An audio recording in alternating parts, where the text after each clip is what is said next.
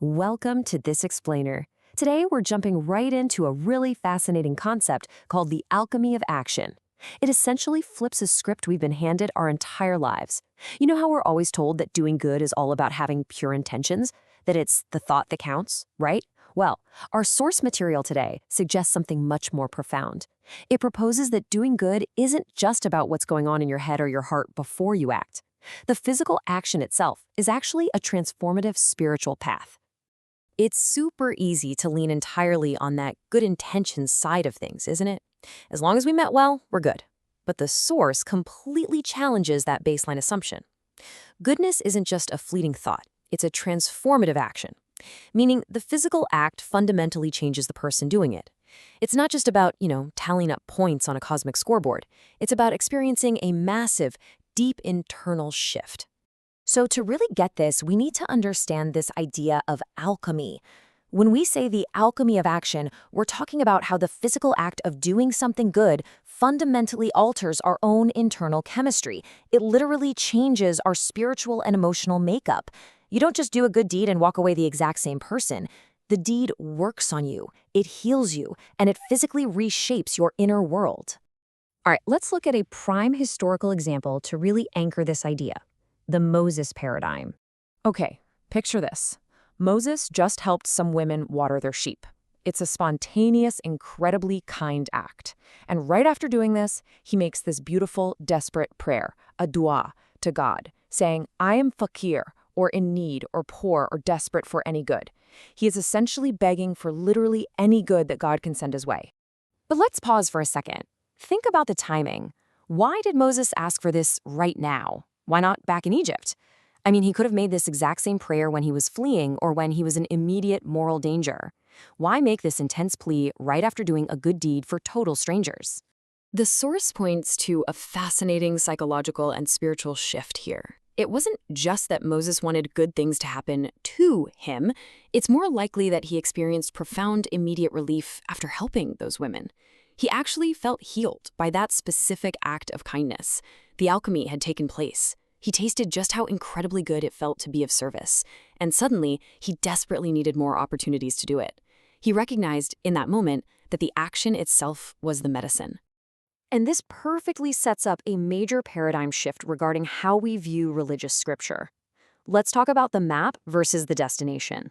So often people associate the sheer act of reading scripture with ultimate goodness. Like, if I read it, I've done my job. But there is a really sharp distinction here. The scripture is just the map. It's the navigation system. But we are the vehicle, and we have to physically put the car in drive to reach the destination through daily action. Just sending out inspirational quotes or staring at the map doesn't mean you've actually arrived anywhere. Our fate depends almost entirely on what we physically do. We can see this validated over and over when we look at the lives of the prophets. These guys never just sat in one place reading all day. They were people of constant action. They were always out there, in motion, actively doing good in their communities. Their spirituality was inherently kinetic. It was alive. And honestly, this applies beautifully to our lives right now. The source points out that mothers and sisters often have incredible chances for paradise. Why is that? Because they don't just sit around theorizing about what goodness is, they actively give themselves up for their families every single day. They are in constant, selfless motion. That daily sacrifice, that is the alchemy of action in its purest modern form. Okay, so moving into practical applications, lightening the load. How do we apply this philosophy to our daily routines? The source highlights this absolutely powerful concept from Surah Ash-Sharh, and remove the burden. It's such a concrete, practical way to kickstart this transformative goodness. Because doing good doesn't always have to be some grand cinematic hero moment. Sometimes it's literally just the act of removing a burden, taking a little bit of weight off. Here is exactly how the source suggests we implement this. First off, identify the heavy personal burdens you're carrying around. The stuff hindering your own mental and emotional well-being. Second, seek everyday ways to alleviate those burdens for yourself. Give yourself a break. And third, practice active compassion to lighten other people's loads. By focusing on simply making things lighter for yourself and for everyone around you, you are actively engaging in that transformative alchemy. I want you to really ask yourself right now, what heavy load are you currently carrying that just needs to be released? And equally importantly, whose load around you can you help lighten today? When you start doing that, it brings us to this idea of ultimate freedom. It completely redefines how we typically search for blessings, or barakas. Normally, when we seek blessings, we fall into the trap of chasing external validation. We rely on certain people, specific places, or acquiring new things to feel fulfilled. But there's a totally different option here: the intrinsic reward. This is the healing freedom found in simply doing good, completely regardless of your external circumstances. To really grasp this intrinsic reward, the source makes this beautiful comparison to prayer. We all know that a really deep, focused prayer can feel incredibly sweet and fulfilling, but think about this. Which of your everyday, physical actions give you that exact same taste?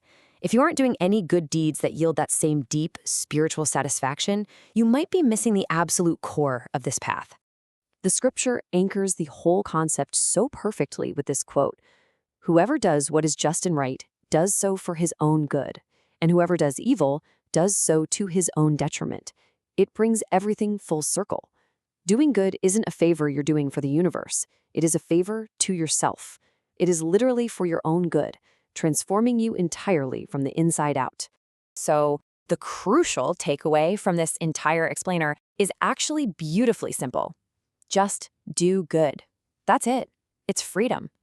When you finally realize that the physical act of goodness heals you and changes your internal makeup, you realize you don't have to depend on anybody or anything else for your spiritual fulfillment.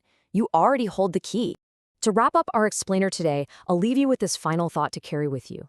We've seen that intention alone just isn't enough. We've seen that reading the map is not the same as driving to the destination. So what sweet, transformative action are you going to take today to experience that alchemy for yourself? Look around, find a burden to lift, and step into that freedom. Catch you next time.